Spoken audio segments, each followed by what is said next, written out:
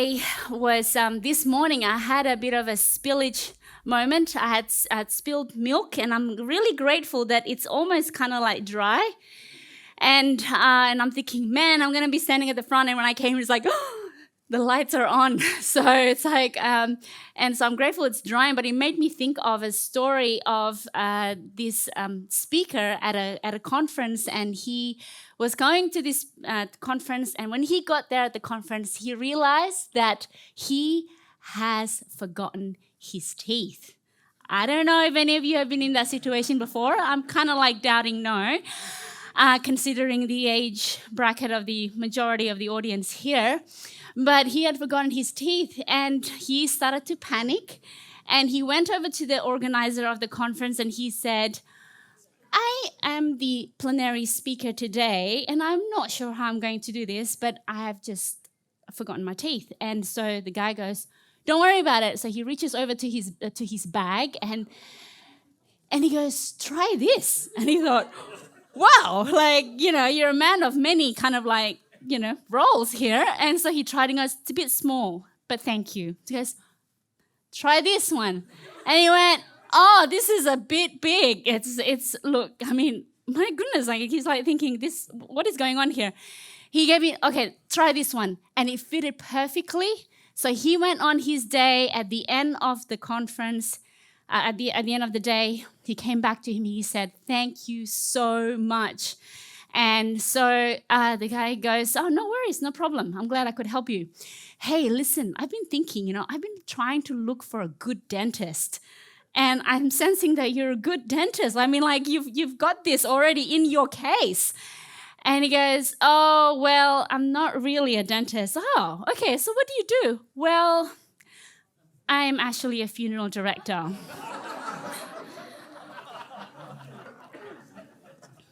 Well, that wasn't really actually part of my sermon, but or my sharing here this morning, but common sense.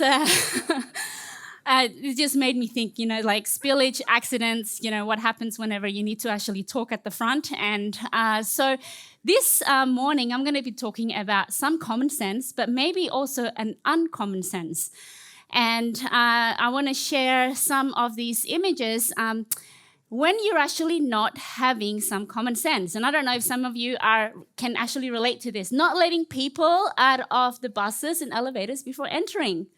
I don't know if any of you have been in this frustration mode. I know I have when I was traveling around between the city and outside of the city on train in Sydney. By the way, I'm from Sydney, and so we can actually get squished, but not as squished as this particular train. Texting while driving. Well, I'm going to admit to you, I am guilty, totally. And not covering your mouth while coughing, right? COVID time, this is always a thing. And not changing an empty toilet paper roll. I don't know if any of you have some sort of experience with this, getting frustrated, like, please, can you just change the toilet paper roll? It does not take 2 minutes of your life. Blocking pedestrian crossings with your car. That will be a fine for sure. Sitting close to someone on an empty bus. Give it a try sometime. See what they will actually think. And talking on the phone when you're first in the line and you're thinking, it's your turn, like you need to go to the front there to the counter. And not leaving someone's house when they say that they are tired and have to get up early in the morning and they still didn't get it. Standing on the left side and blocking the way. And Tim, I have actually been in this position before when I was in the States, living in the States, and people are like going, oh, what's going on here? And even driving on the left side of the road, and then realizing when I saw another car, it's like, I think I'm actually the one that's at wrong here. And so, and not washing your hands after using the bathroom. I'm sure none of you are guilty of this. So I think we can actually glean from this that common sense is important, right? Common sense is important. If you don't know that, I'm going to tell you common sense is important. And as good citizens we are, it's important. And as good Christians we are, it's also important. But I want to challenge you this morning. on some things about common sense. Now, to begin with, common sense is a good sense and sound judgment in practical matters. That's according to the definition. And then another definition says it's a sound and prudent judgment based on simple perception of the situation or facts. So common sense is important because it helps you in practical things, in social context, in times when you're working, when you're studying, when you're relating with others and your bosses and your peers and within church setting as well. But I want to share with you a story, and that common sense of today may not always have been a common sense before. There is this really important story, and he doesn't necessarily get the limelight much, and I don't know why.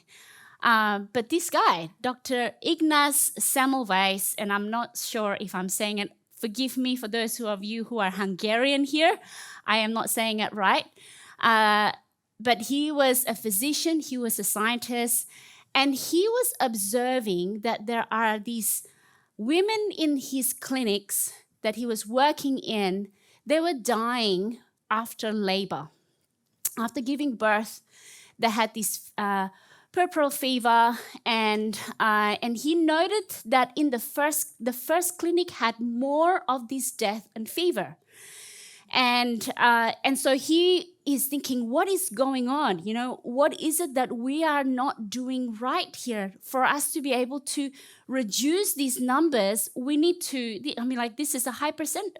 It looks like it's not a high percentage, but it's serious when it comes to like people's lives. If you can reduce the death toll rate, then you would want to do that. And so he started to recognize that in the first clinic, a lot of the student medical doctors, they were helping out from the time when they were going from touching autopsies of dead bodies. They go into another room to be able to help to deliver mothers without washing their hands.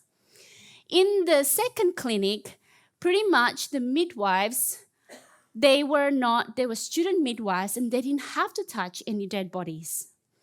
And so he noticed that there must be something about this. And he concluded that introducing washing of hands using chlorinated lime solutions in between touching corpses and helping in childbirth would actually reduce the incidence of this puerperal fever. And now we would go, yeah, obviously, of course you would do that. But I'll tell you what, he got a lot of slacks.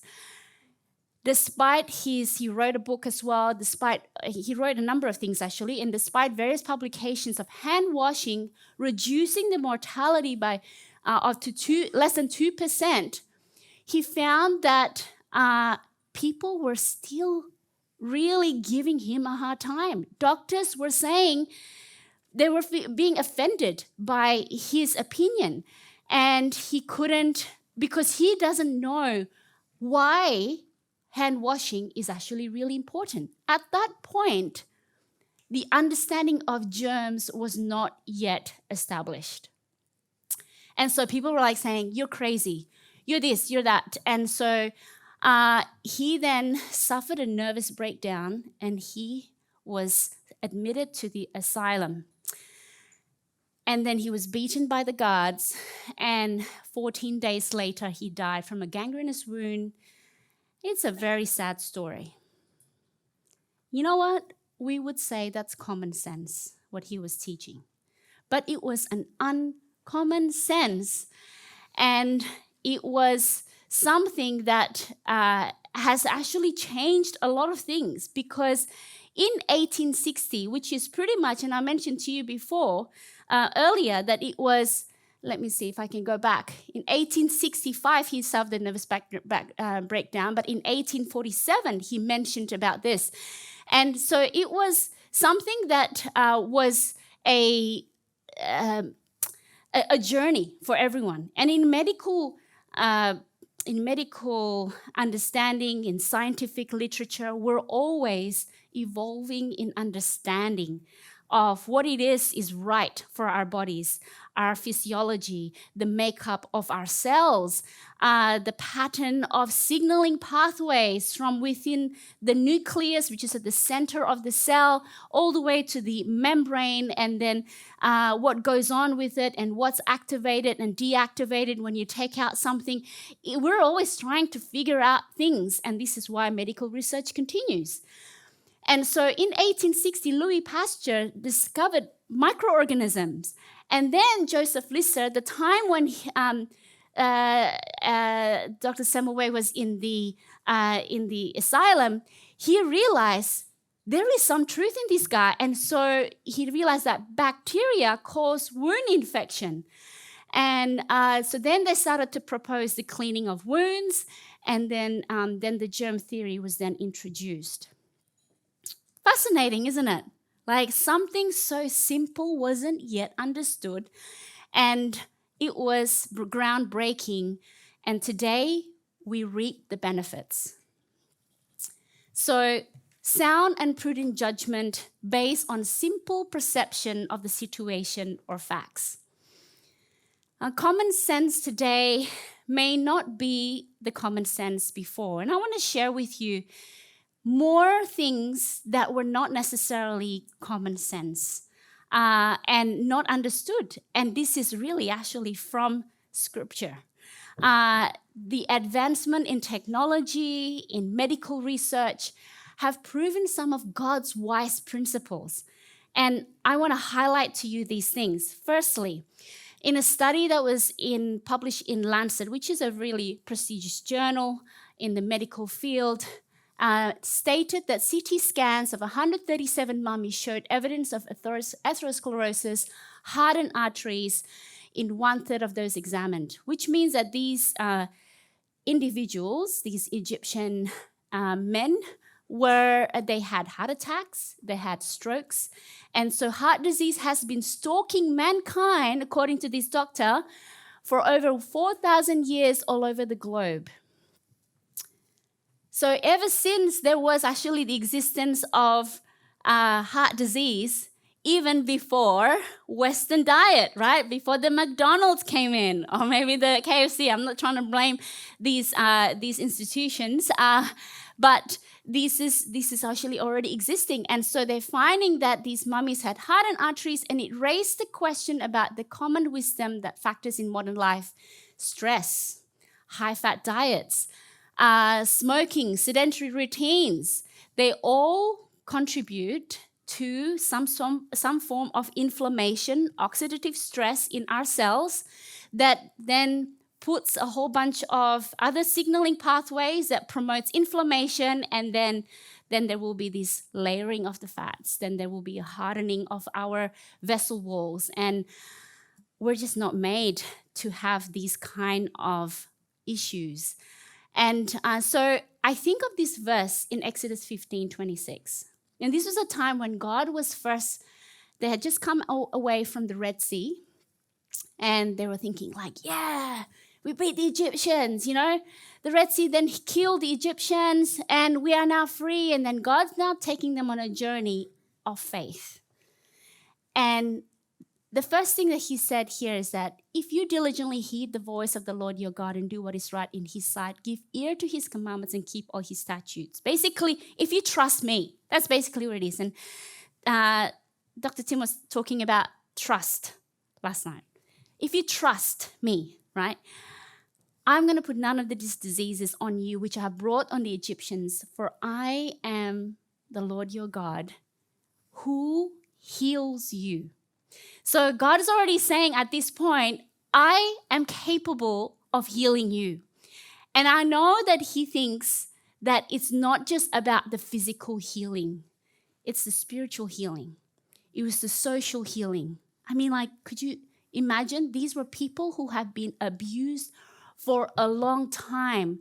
They were generations of slaves. They had no idea they started to lose what their identity was. And they're thinking, we're a bunch of slaves, and now you want to take us to the promised land? Woohoo! Yeah, get us out of here ASAP.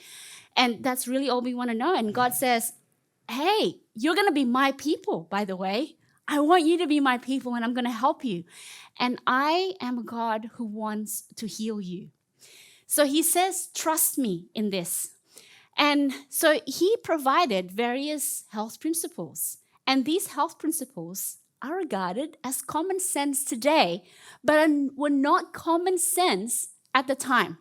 I mean, think about balance of work and rest. I don't know if it's like a Seventh-day Adventist now. I didn't grow up as a Seventh-day Adventist. To me, when I heard about the Sabbath, I went, weird. Like, you guys are just really weird. And I'm just thinking this is like too why do you have to enforce this? Why can't I just keep Sunday? Why do we actually have to take this day off? But